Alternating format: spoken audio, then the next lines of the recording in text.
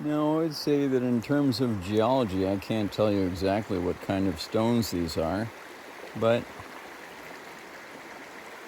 I know the bedrock around here, which we're seeing on the opposite side of the stream, is of shale content, being that it's as banded and chiseled and flaked as much as it is, and that is prevalent in this area of western Massachusetts in the hill towns. And I would say that a lot of the stones that are here are of similar content, being that they're very pitted and divoted. We're looking at that one, for instance. There's one in the river just beyond. It has a nice hole in it. You get a look at up closer. It is what I would call a pothole. That one right there. Beautiful swirl based on water currents and currents in the water. There are several stones in here which have quite deep pits and chisel marks, and just looking at a few of them. Just walk around with you here. Up closer, some of these stones are actually quite well pitted. This one actually has grooves where the stone that was softer wore away, and that was clearly in the current with sand around it, working it, shaping it the way it is. And there are other stones here which we'll look at as their shape and the way they are is very clearly marked by water and solution, what is in the water, shaping them. The quartz, not so much. This is very hard. Here again, it's a softer stone, and we have this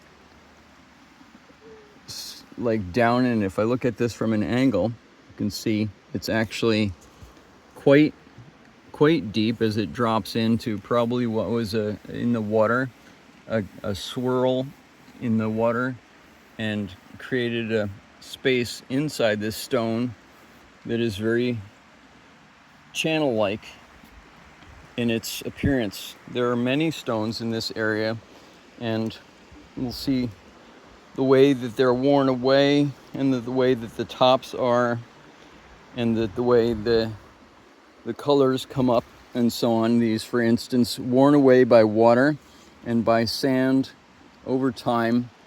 The very chiseled look, the pock marks, the softer stone wears away and the harder stone is left behind.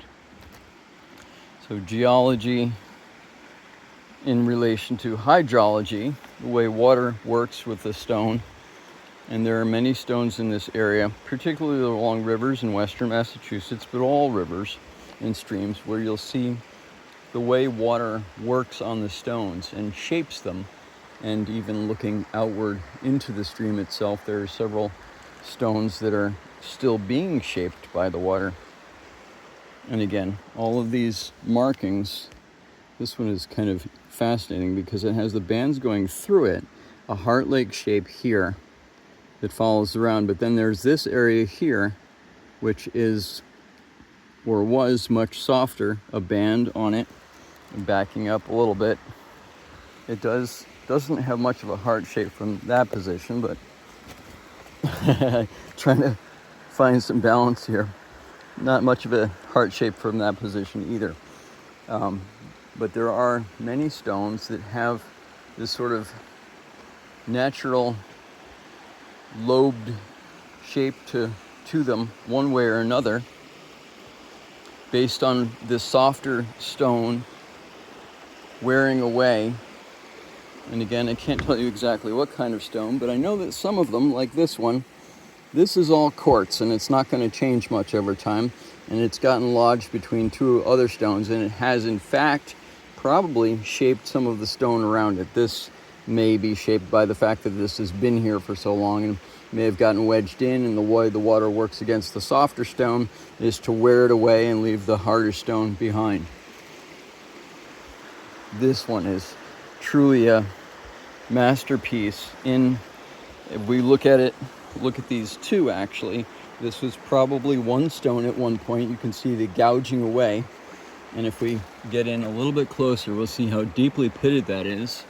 And this one is also very much of a bowl there, pitted away by water and by water movement. And I would say that, in fact, these two, based on their size, were probably at one point of the same stone. They weren't put here. None of these were put here except by God, perhaps, by glaciatic movement. But these two, my guesses, were at one point one stone, which has worn away over time and left behind two pieces of stone that are very pitted and very contoured by the water. And in fact, the one underneath it is probably the same stone which dropped out as another piece.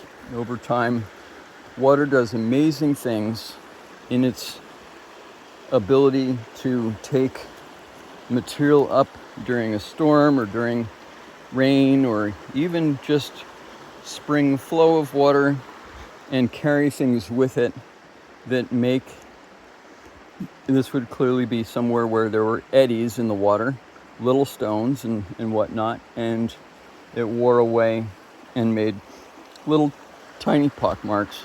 Water has the ability to carry sand, gravel, anything that can wear away. Think of that as like a polishing mechanism, able to both polish and wear away softer stone to leave the harder stone behind. Some really interesting shapes. Again, this one, the groove is on one side, but the groove actually goes all the way around the stone. Really interesting shapes.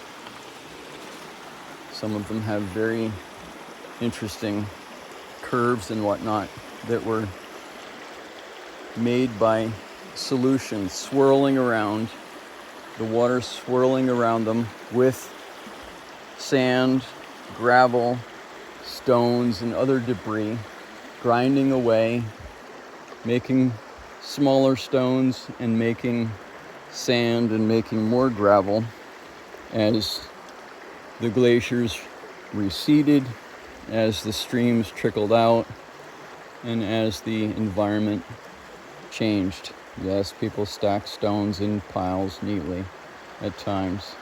But again, back to geology and the way the land shifts beneath us without quite being seen, but then leaves these really fascinating stones behind that have shapes, colors, and patterns on them, which are very interesting. Very interesting, and things that I would love to pick up and take home.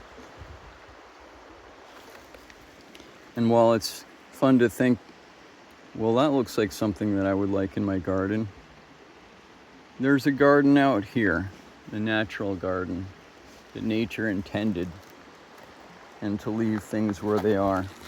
This one has a bit of tourmaline in it, or tourmaline, which is the sort of greenish crystal which is formed in this stone, and of which is the primary color in it.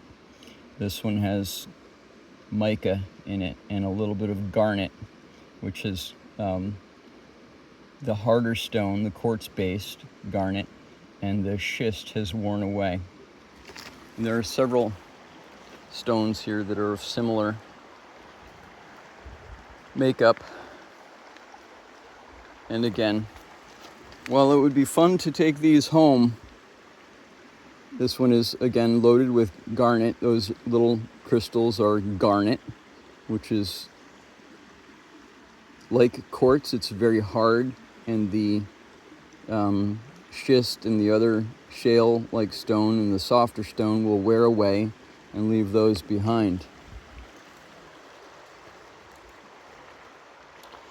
There are stones that I would love to bring home, like this one, which is very nicely shaped.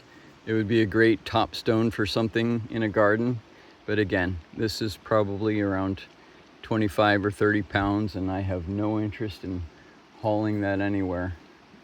It's nice to leave things in their environment the way they are and the way nature presents them. They're beautiful as they are. So thank you for watching, and thank you for being curious, and thank you for subscribing to my channel if you have. And if you haven't, please consider subscribing to my channel in geology and Geology Rocks. There's a lot of interesting stuff here and a lot of interesting detail which will come out over time as I seek to understand more about what these rocks are, where they came from, why they're here, how they're changing, and share that environment with you. Thank you for watching, and have a great day. Cheers.